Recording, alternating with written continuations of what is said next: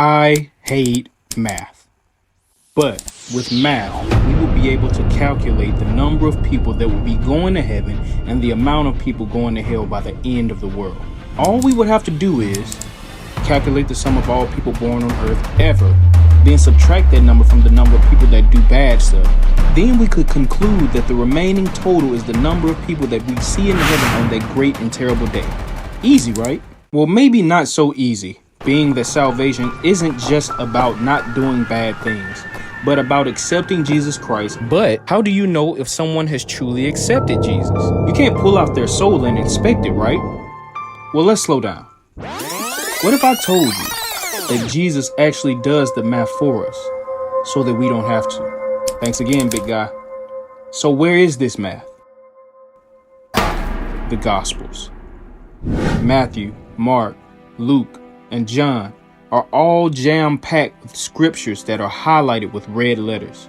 These red letters are the literal words of Jesus and his perspective of life and the life to come.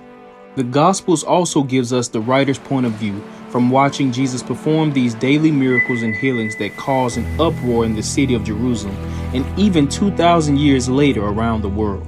But many don't understand the importance of Jesus' life and thus kills his effectiveness to their future. Luke's account gives a different perspective, being that he was a doctor and well-educated causes us to see the depth of conversation and meaning behind the teachings Jesus gave. Luke 13. Here lies the famous question: are there few that will be saved? This question puzzled all the bystanders and the multitudes that just witnessed him raise a woman who had been bent over because of a disease for 18 years. Jesus had their undivided attention and was about to give them the answer to whether or not they should even keep following him. Then said one unto him, Lord, are there few that be saved? And he said unto them, strive to enter in the strait gate. For many, I say unto you, will seek to enter in and shall not be able. Entering the strait or narrow gate is not the gate that many want to take.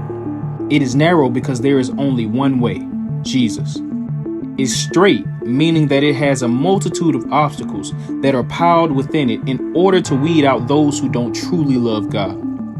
But what I want you to pay attention to is to strive to enter in. You see, striving is not a relaxed way of life. Striving is a fight or competition that you are just not desiring to win, but you have to win. Seeking to enter in may sound like the type of lifestyle you want to live for God, but Jesus actually condemns it. Many will seek to enter in, but will not be able to. Seeking is a more biblical way to say desire. You see, it's not enough to just desire. Many of us desire to work out every day, but do we? Many of us desire to make millions of dollars, but do we?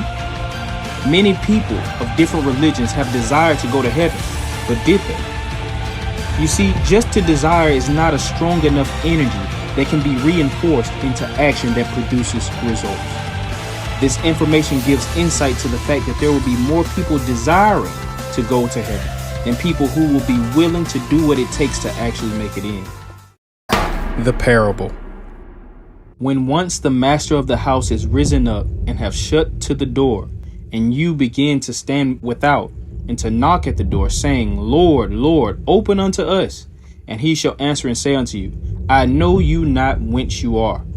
Then shall you begin to say, we have eaten and drunk in your presence, and you have taught in our streets. But he shall say, I tell you, I know you not whence you are. Depart from me, all you workers of iniquity.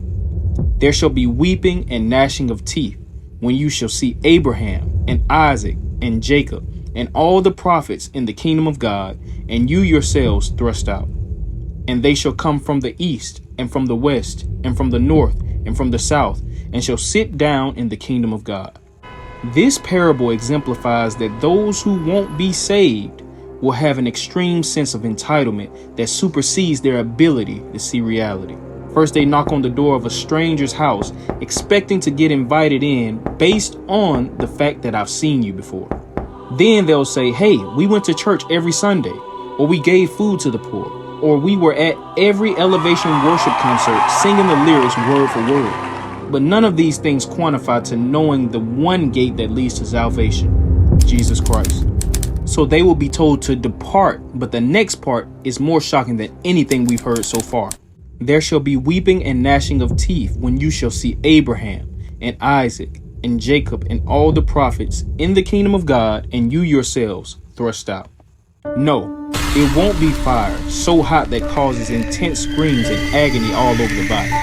It won't be worms crawling in and out of your body causing unrest and pain in areas unimaginable.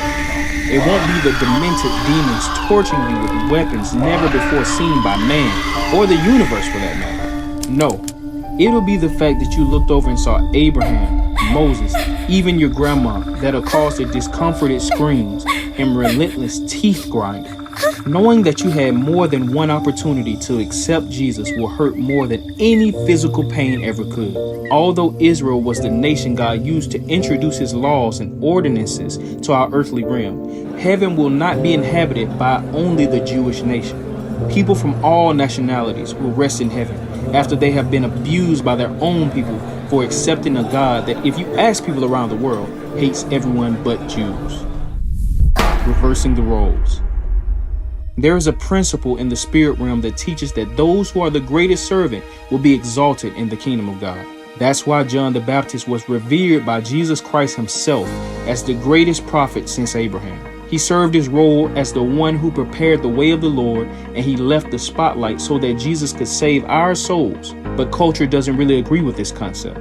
We're taught that we have to take as many opportunities to get to the top as quickly and as young as we can so that we can be the richest in the nation and not have to worry about things like a roof over our head or what I'll eat tomorrow.